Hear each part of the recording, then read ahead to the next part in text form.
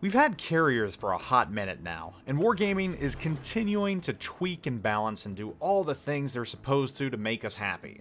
So all is well in the world of warships, right? Well, no, not exactly. And anyone that mains destroyers can tell you all is not well at all. In fact, far from it. Carriers have no bigger effect on anything in the game than they do on destroyers, and quite frankly, it can be a veritable pain in the ass to play as a destroyer. We all know CVs can spot, they can loiter, and they can pick on a single destroyer, making their life miserable. This wouldn't be so bad in a round with only one enemy carrier. The problem is really when there are two CVs on the enemy team. Even if your team has 4 or 5 destroyers, 2 carriers can effectively keep destroyers spotted and harass the ever-loving piss out of them. However, and this is the focal point of this video, nothing is as bad as a round with 2 Midways in it. And I'm going to use a round in the NoZoupForYou to highlight how bad the situation with Midway Dive bombers is. First off, the HE bombs are ridiculously strong. I'm okay with strong bombs and doing good damage to destroyers, but I also feel in order to do this, as a CV, you should be required to at least earn it. And by earn it, I mean it should take a little bit of skill. Right now, that is mostly absent from Midway play. You can do everything right in a destroyer, dodge how you should, and due to a complete lack of RNG, you will still get smacked by a Midway Dive bomber, even if only one bomb connects. And it's devastating. 6,000 to 8,000 hit points taken away from your ship, and let me remind you, a ship that's lucky to even have 20,000 total hit points. If you don't have a heal, 3 good attacks and you are toast. And that's with 1 Midway. If they're 2 in the round, and if they decide they want you sunk, really there's nothing you can do about it. This is how things went in the round you're watching, and keep in mind, as it stands, the NoZoupForYou has very good Royal Navy high-tier cruiser heal on it. It's also a work in progress, so keep that in mind. First drop, Midway number 1 missed. He circles around. Second drop, I was maneuvering and lost 2,648 hit points. Not too terribly bad, but wait, here comes Midway number 2 with a fresh set of dive bombers. He hits me broadside. 5,544 additional hit points. Gone. Using my wonderful heal, I heal back up to 17,224 total hit points. If I was in a destroyer with no heals like a Gearing, in the first 3 minutes, I would only have half my health right now. That's a problem. A few minutes later, Midway 1 is back. Rockets this time. Only 2,000 damage. But he quickly decides to come back with dive bombers because he can, and because he can do it very quickly. I smoke up, but not in time. Despite the fact I'm trying to move backwards, he nails me, and this takes 6,000 hit points off my ship.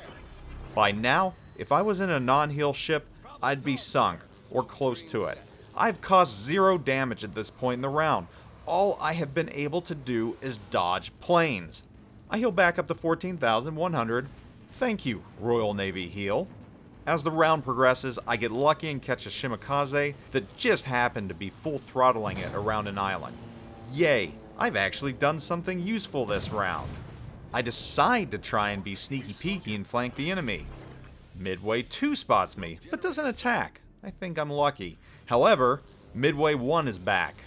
I pop smoke, but it doesn't matter. The bombs find the back of my ship and eat away 6,096 hit points. I try to heal back up to half the health, but I'm attacked again and lose another 2,000 hit points. With 9,386 of my 20,500 starting hit points left, Midway number 2, the better of the 2 Midways, decides to attack me again and wipes out all my remaining hit points. I am sunk. I did nothing this round outside of dodge planes, shooting down 26 in the process. I nuked a shimmy, but that was a fluke. I got lucky, and he just decided to full throttle right into my torps. I lost a total of 33,674 hit points to both carriers. That is insane.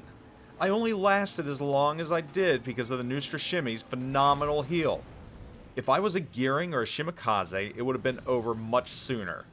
If 2 Midways want you sunk, there's nothing you can do about it. If one wants you sunk, there's most likely nothing you can do about it.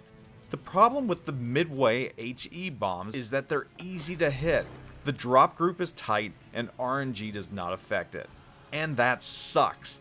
Bad. You can have all the driving skill in the world in a destroyer and it just doesn't matter. And that's not right.